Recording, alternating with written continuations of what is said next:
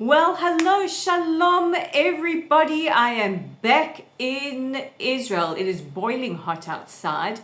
And if you're joining me for the first time, welcome to it. I'm Rolene Marks. This is the Israel Brief, where we meet every Monday to Thursday to take a look at those top stories making the headlines in Israel. As you can see, I am home. I don't know if I'm operating at 100% power, guys. The jet lag is real. If you had seen me yesterday, I was literally a sloth. In fact, I think sloths had more energy than I did yesterday. So yes, the struggle is real, but I missed you for 2 days last week, so let's get into it.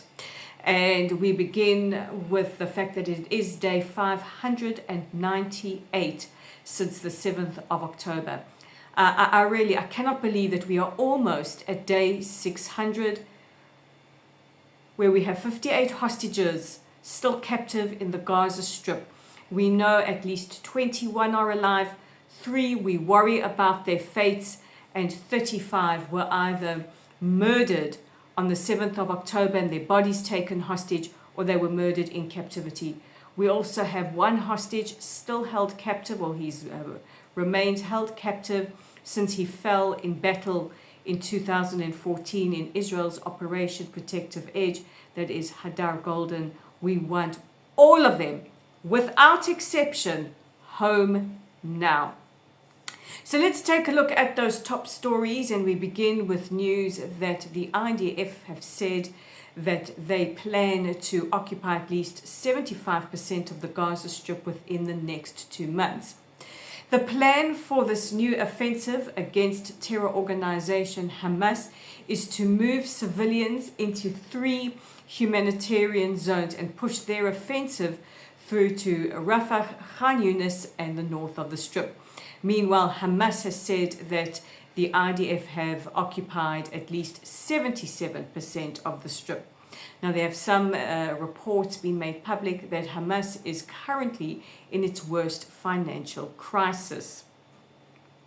Earlier today, 3 rockets were fired from the south of the Gaza Strip and fell short inside the area.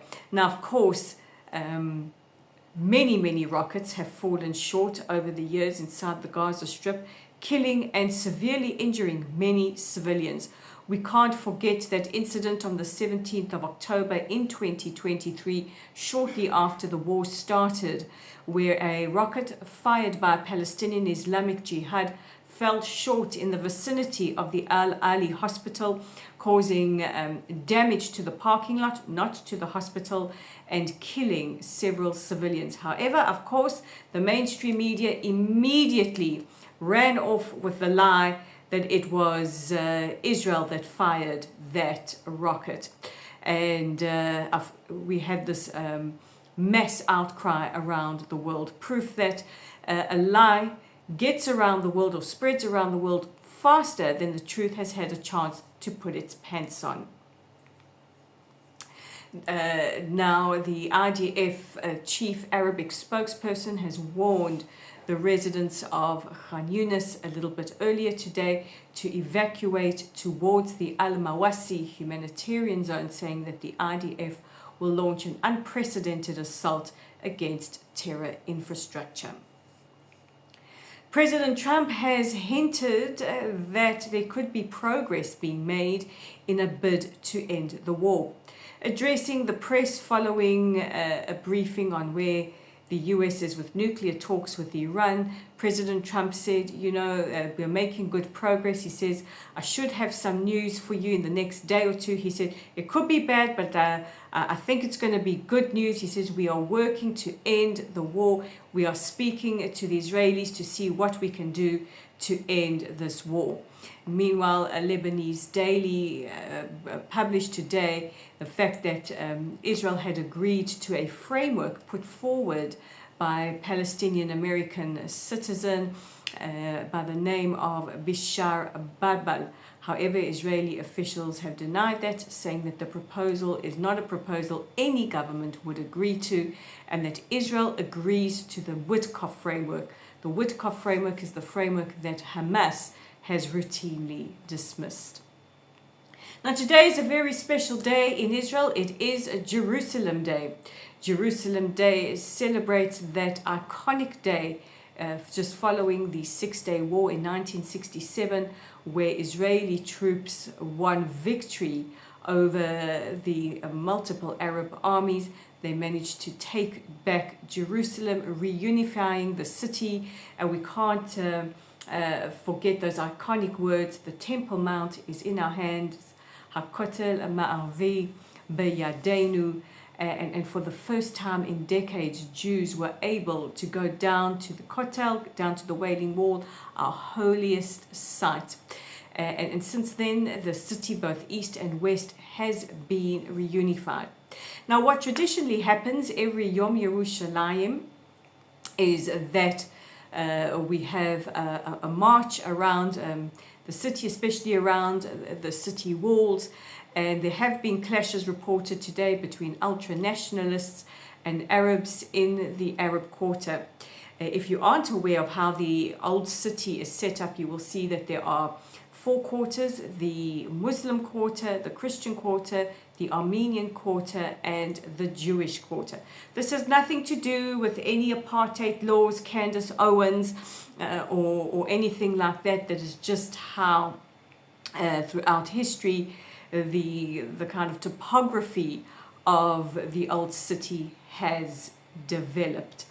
And I just want to take a moment to say thank you to Israel's police, who are standing by to make sure that marches go off peacefully and that clashes do not escalate. Now, finally, and permit me to go off on a bit of a rant on our last story.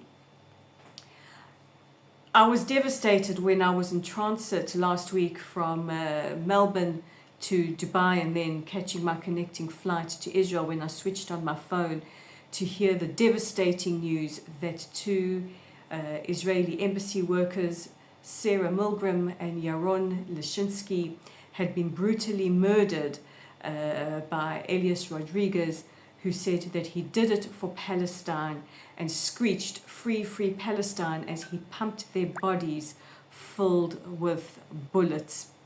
Now, Yaron, who was not Jewish, Yaron was a devout Christian. He was about to propose to Sarah, his beautiful girlfriend. She was Jewish. Yaron's body was brought back to Israel, where it was laid to rest yesterday in the outskirts of Jerusalem in Beit Zayit, preceded by Pastor Chad Holland of the King of Kings congregation, where his parents still worship, where he used to worship. And this murder has devastated us. It has devastated us for so many reasons.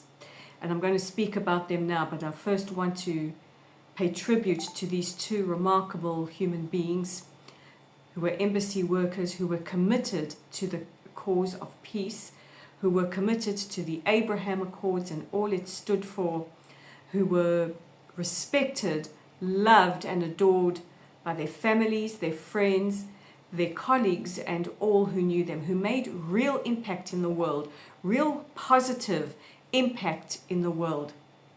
For months, since the 7th of October, since we saw the world's reaction to the atrocities of the 7th of October, we have been warning everybody that the West is next, that these chants of free Palestine from the river to the sea and all that we hear are genocidal, that the issue is not just Israel, it is Jews, and it's not going to end with the Jewish people.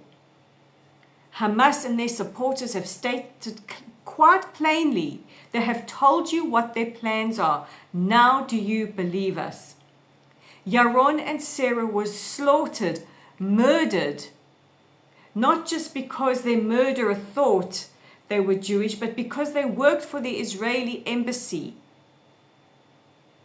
Sarah tried to crawl away and he shot her at point blank range. It is believed that he stalked these 2 and he felt no compunction when arrested, saying, "Free, free Palestine, I did this for Gaza." Has this freed Palestine? Has this done anything for the people of Gaza? It hasn't. There are so many of you out there who stand with us, who stand with the Jewish people. I know so many of you want to raise your voices, but you feel intimidated by what you see coming from the other side. And I'm asking you, I'm begging you, please do not be a silent bystander. As I said just months ago when we buried Shiri, Kfir, and Ariel, the world is at a tipping point. If we do not recognize that two people who worked for peace were slaughtered just because they were perceived to be Jewish because they worked at the embassy, we have lost society. I'm going to say it again. Yaron was not Jewish. Yaron was a practicing Christian. This war is not just a war against the people of Israel. This war is a war for all of us, against all of us. We have to take back our streets. We have to take back our democratic values, and we have to remember the values and what we believe is right. Because if we don't stand up, if we don't use our voices, this will be the end of us. I'm not even asking anymore. I'm begging everybody. So that is my plea to all of you. As you can see, I'm starting to recover from my jet lag, and in time to take the audience question. It comes from Renee in Johannesburg, who says, Rolene, weren't you afraid in Australia with all the anti-Semitism? So I'm going to give you the long and the short answer, and that is no. I wasn't scared. You know, I follow very closely what is happening in Australia and South Africa and the United States and the United Kingdom. In Canada, where we have had a safety warning for Israelis and Jews who are in Canada because of rising anti-Semitism. And you can see I always wear my Magen David, my Star of David. I don't take it off. And with the exception of one incident in Australia, I found the people to be on our side, understanding that they are fed a lot of BS in the mainstream media, understanding the threat that we are all facing, which I just spoke about a short while ago. And I found that people were curious. We have some rogue YouTube in the background. I found that people were curious about Israel, what is happening. They wanted to know how we are coping, which I really, really appreciated. And as I say, I only really had one incident in Double Bay Woolies. A guy came in with a kafir. He probably came in to intimidate shoppers because, knowing that many in the Jewish community shop there. And he walked towards me, and I just stared at him in the eyes and stood proudly with my Magen David as a reminder. I will not be intimidated. I will not be made to feel anything less than pride in who am I. So no, I wasn't afraid. As I say, I do believe that the silent majority stand with Israel, but we are now asking for the silent majority to find their voice and to use it proudly. So that's it from me for today, as I slowly start to recover and stop pressing buttons that set off other things and fall over my words a bit. In the meantime, guys, don't forget to check out our website at www.layoftheland.online. Our YouTube channel is at The Israel Brief. Guys, if you like this content, please share it with everyone. Please hit that subscribe button, especially for my listeners in South Africa with regards to Chai FM. Due to, how do I say this tactfully? Due to issues, I am not on Chai FM anymore. If you want to know what happened, I'm more than happy to tell you. So if you want your daily fix of Israel, you can get it right here at the Israel Brief. We're on Facebook at Lottel Site, on LinkedIn. I'm back on LinkedIn at Rolene Marks, on Instagram at Rolene_Marks, and on X at Lay of the Land 5. So guys, God bless you. I'm finally back home. I'm going to stick my head in the fridge. It is currently 40 degrees, and I will see you again tomorrow. God bless. Bye for now.